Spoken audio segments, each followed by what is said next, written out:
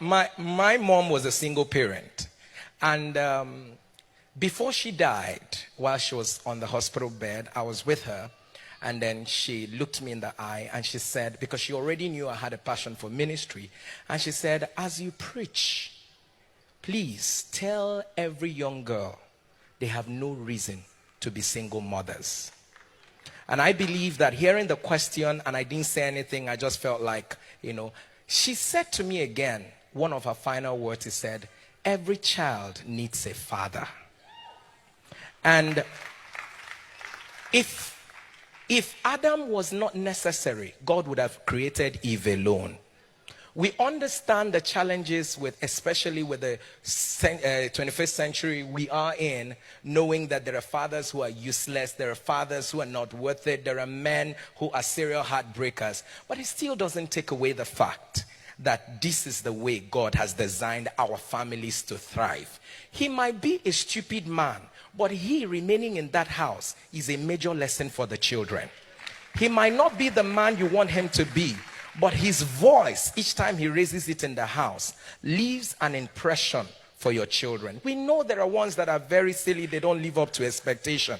But notice very carefully, even among the Jews in which the milieu of the Bible was crafted from, the Lord leaves a responsibility to the Jewish fathers that every Friday evening they were supposed to be blessing their children. That is where the milieu of the Bible were crafted from.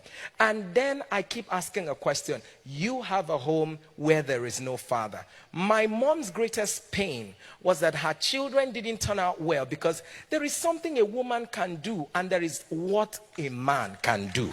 It's not just about having sex. It's not just about doing that. But there's something that she tried to do everything. She was the counselor. She was the provider. She was the one that broke down. By the way, she died of heart failure, because she tried to do everything. She was the mother. She was the father. She was the counselor. She was everything. When we were angry, we poured it out on her. When we were frustrated, we poured it out on her.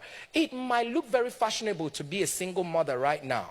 But 10 years after now, would you still be proud that I took the right step? 20 years after now, your children may not tell you, but there were times when we were mentally abused. We went out there to play with other children and they just threw a word at us, go and call your father, and all that. Because I knew it made my mother cry all the time. Whenever I come back and ask her, who is my father? She would just break down and start crying.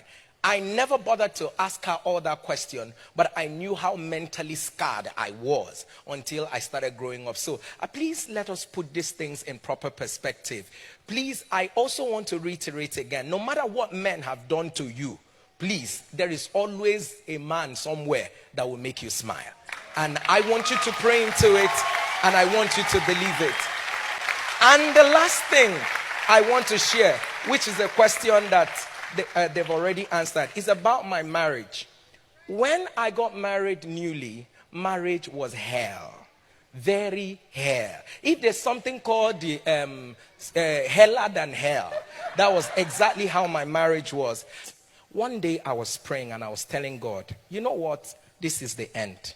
Let her go her way. Let me go my way. She's successful. I am successful. Everybody will be fine. God said something to me, and that is what I want to tell you. He said to me, this marriage is not a destination, it is an assignment. And to the extent to which you will solve this assignment will determine your promotion in destiny. When the view of my marriage changed from coming to receive love, coming to make sure she says the right thing, to the place where I have to be giving the love, to the place where I have to be the one saying the right thing, to the place where I don't have to respond to her anger. For every anger, I'm not telling you it was a bed of roses, it was not. Today, I stand to say, and I mean, my wife is one of the sweetest person you would ever meet. She was not like this. She was not like this.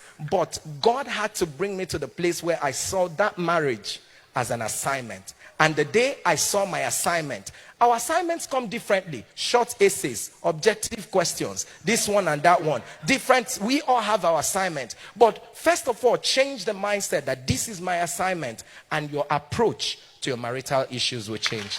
Thank you very much.